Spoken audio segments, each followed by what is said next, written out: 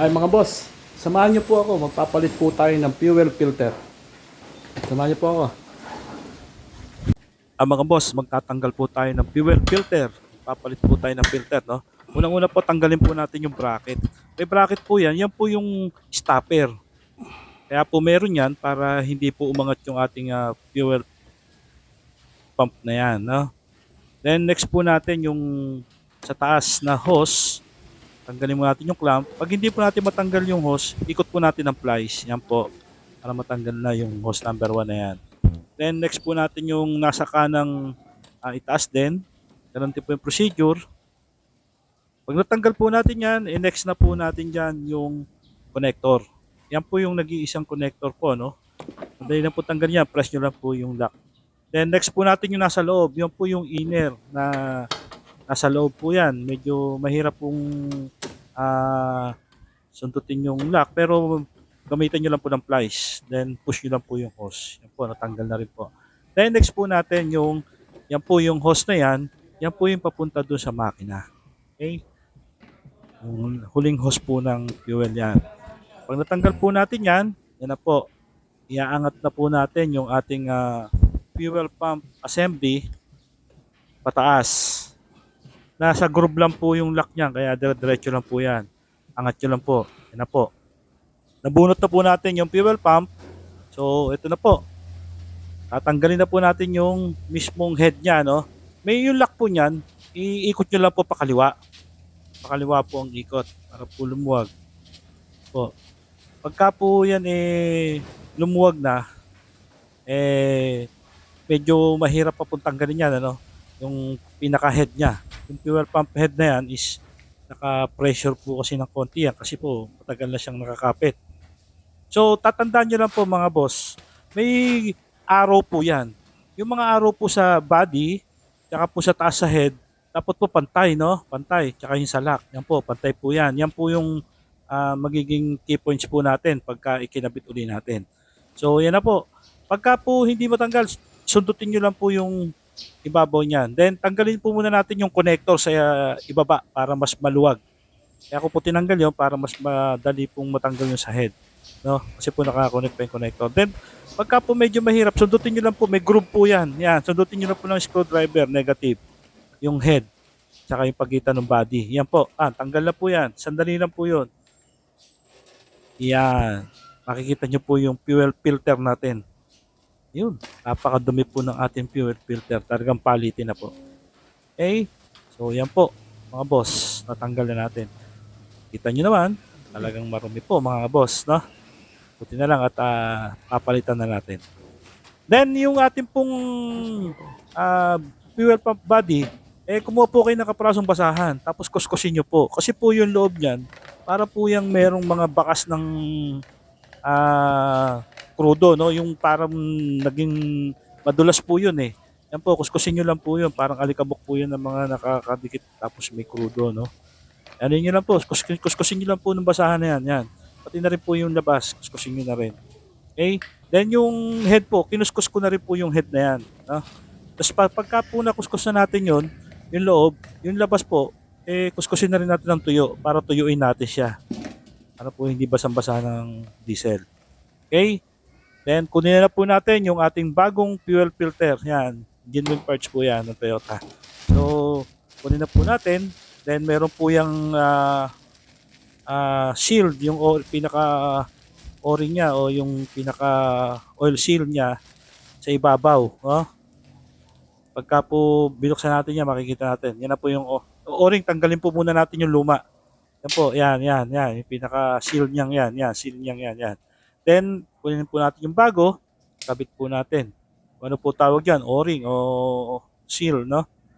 Yan po. Okay, pag nakaikabit na po natin yan, all goods na po yan, sasalpak na po natin dyan yung ating fuel filter. Okay, yung fuel filter pong yan, dapat po, tama-tama po ang lagay natin dyan. Sakto po dapat yan, kasi po, malalaman nyo naman po, yan, makikita nyo naman, sasalpak siya maigi. Then, pagkasalpak niya po doon, kunin nyo na yung head. Yung head po, yan. sigurado po may sasalpak nyo ng ayos yan. Dapat po maisalpak ng ayos. Yan po yung araw na sinasabi ko, no? Yan po sundin nyo. Yan po yung key points natin, ano? Dapat po pantay po sa head, tsaka pantay po doon sa body yung arrow, tsaka po doon sa lock. Yan, yung arrow na yan. Yan. Madali lang po yan. Basta ipantay nyo lang yan. Pag inikot nyo po yan, yung lock, dapat pantay-pantay po yung arrow. Yun po yung ating magiging basihan na tama po yung pagkakatapat ng ating body at saka po yung ating fuel pump head. Okay, i-press nyo lang po yan. Press lang po para po sumalpak siya maigi. Kailangan po maganda yung pagkaka-press natin. Ano? Kailangan po pantay. Pantay po yung sa head, sa fuel filter sa loob, tsaka po yung doon sa body. No? Yan, tulad yan. Pinares ko na po maigi yan. Then, ilalak na po natin yan. Yung paglalak po, madali lang yun. Iikot nyo lang po ulit pakanan yung ating lock. No?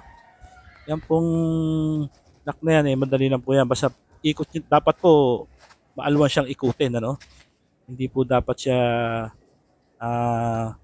yung matigas. Dapat po maalwan. Ano? Yan. Medyo i-press-press nyo pa para sure na talagang nakasalpak maigi. Okay? Pag naisalpak na po yan, nakalak na po yan, nakita nyo maayos na.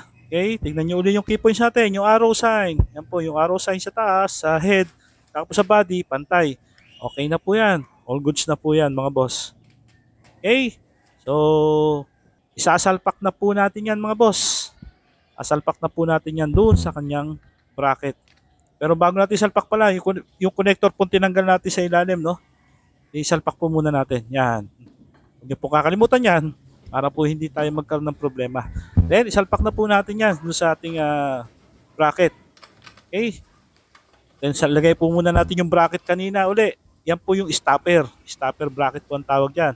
Kaya po meron yan para hindi umangat yung fuel pump natin. Then, connector. Then, next natin, higpitan na natin maigi bracket. Yan. Higpit po yan. Isasalpak na po natin yung hose doon sa inner portion po, sa loob. Okay, pag naisalpak po, gamitan natin ng pliers, tulak po natin yung clamp. Ang clamp po, boss, ay meron pong standard dyan, no? Pagka po naglagay kayo ng clamp, yan, pagka salpak nyo po ng hose, sasalpak nyo yung clamp, ang standard po ng clamp na pagitan nung sa may pinaka, dulo niya is 3 to 5 mm. Yun po yung ating standard para tamang-tama po yung clamp. Okay? Then yan po, salpak nyo na rin yung hose number 3. Yan. Then yung clamp po, 3 to 5 mm po yung pagitan. Yan. Then, bago po natin isalpak yung pang-apat na yan, yan po yung hose papunta doon sa makina. Ipapampo muna natin para lumabas po yung bula o kaya para alam natin na buong-buo na yung diesel na lalabas. Kasi po yan, wala pong diesel yan kasi tinanggal natin. Yan, papump po natin para matanggal din yung hangin saka yung may bula-bula para buong diesel po yung lumabas na doon sa hose na yan. Kasi po yung hose na yan, yan po yung papunta doon sa in ng makina. Punta po yan sa makina, yung hose na yan. Kaya po sinahod ko po ng plastic yan para hindi po tumapos sa baba. Okay, pagka ayos na po, salpak nyo na po yung hose, then yung clamp, yan, yung clamp po, yung standard uli natin na distansya ay 3 to 5 mm mula po doon sa bunganga ng hose, no? Ay mga boss, napalitan na po natin ang fuel filter. Testingin po natin kung mag-i-start siya ng one click. Testingin na po natin.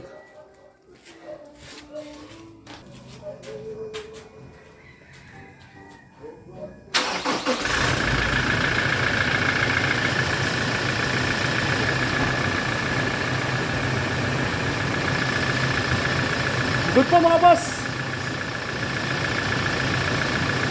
Thank you. Follow, share, comment na lang po para sa susunod nating tutorial. Thank you.